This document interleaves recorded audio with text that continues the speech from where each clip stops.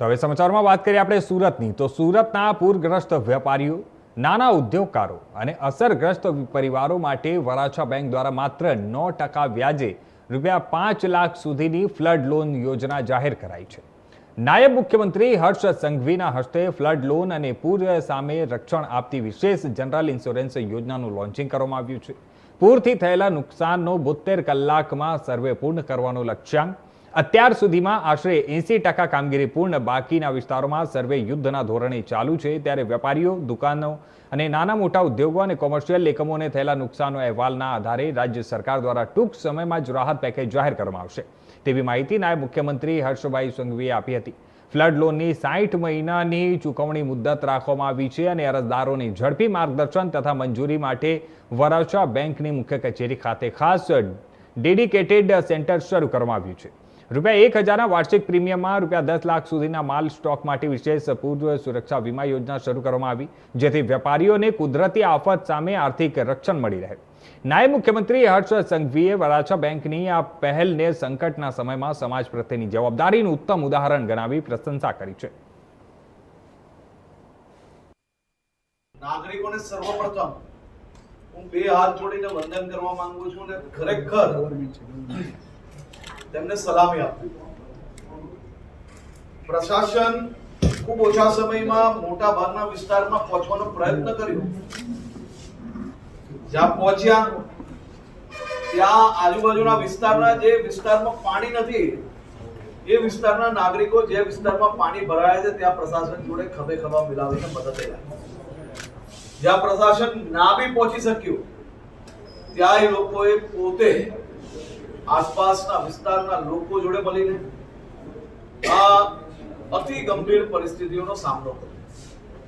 અને આ સામનો આ કોઈ નાની સૂની વાત નથી, કારણ કે સુરતે પૂરનો સામનો તો અનેક વાર કર્યો, પરંતુ સામાન્ય રીતે જે ઉપરવાસના વરસાદના કારણે પૂર આવતું હોય છે એ પૂર ધીરે ધીરે પાણી ભરાતું હોય છે. તેથી આપણે આપણી ઇન્ડસ્ટ્રી હોય તો મશીનરી ફેરવવા માટે કે બીજી કિંમતી વસ્તુઓને કઈ શિફ્ટ કરવાનો સમય મળતો હોય છે. દુકાનો હોય તો દુકાનોમાં જે કિંમતી સામાન હોય છે તેને બી ક્યાંય શિફ્ટ કરવાનો સમય મળતો હોય. પરંતુ આ વર્ષે અને આ વખતની જે સમસ્યા હતી એ સમસ્યા બિલકુલ અલગ હતી કે મિનિટોની અંદર જાણે કે હાફ ફાટ્યું હોય તે પ્રકારે કોરે કોરું, એટલે કે જે બિલ્ડિંગોમાં 1 ઇંચ બી પાણી નહોતું અને 15 મિનિટની અંદર 4-4, 5-5 ફૂટ સુધી પાણી ભરાઈ ગયું. એટલે આ અતિ સંવેદનશીલ પરિસ્થિતિઓ ઊભી થઈ અને આ પરિસ્થિતિઓના હિસાબે અનેક લોકોને ખૂબ નુકસાન બી થયું, કારણ કે ખૂબ ઓછો સમય મળ્યો અને સમયની અંદર સામાન નીકાળે કે માણસ જાન બચાવે. હવે એવી પરિસ્થિતિમાં લોકોએ આ સામનો કર્યો છે. એટલે સુરત શહેરના નાગરિકોને 2 હાથ જોડીને વંદન જ કરવા પડે. અને આ શહેરના નાગરિકોને ખરેખર ભગવાને આ માટીને કંઈક આપ્યું છે અને આ માટીમાં પોઝિટિવિટી જોડે જીવનની અનેક સમસ્યાઓની સામે લડવાની તાકાત છે. અને તે માટે જિંદાદિલી સુરતી તરીકે બધા જ આપણે ઓળખાતા આવ્યા. પરંતુ આવી સમસ્યામાં ખાલી વાતોથી કામ ના ચાલે. અમારી તો સૌની જવાબદારી છે 2 દિવસ, 4 દિવસ, 5 દિવસ એમ એ રાત દિવસ કરવું પડે કામ, અને એના માટે જ અમે લોકો સૌ છૂટાયેલા અને આ જીવન લોકોના આશીર્વાદ મળ્યા છે એના માટે. તો એ કામ કરવું એ કોઈ નવાઈની વાત નથી. એ કામ કરવું જ પડે, એના સિવાય બીજો કોઈ રસ્તો ના હોય. એના માટે રસ્તો હોય. પરંતુ માત્ર કામથી બી આ વખતે સમસ્યાઓ હલ થાય એવી પરિસ્થિતિ ના હોવાથી મુખ્યમંત્રી શ્રી બી એમને અંદાજો છે કે કયા પ્રકારની નુકસાની છે. પોતે આવ્યા, કેન્દ્રીય મંત્રી શ્રી હતા, મારા સાથી મંત્રી, ધારાસભ્યો બધા જ હતા અને શહેર સંગઠનથી લઈને શહેરના બી બધા આગેવાનો બેઠા હતા. હવે આ સમસ્યામાંથી બહાર નીકળવા માટે સરકાર કઈ રીતે લોકોને મદદગાર થઈ શકે તે માટે 72 કલાકમાં સર્વેની કામગીરી પૂર્ણ કરવાની છે. ઓલરેડી 80% જેવું સર્વેની કામગીરી પૂર્ણ થઈ છે.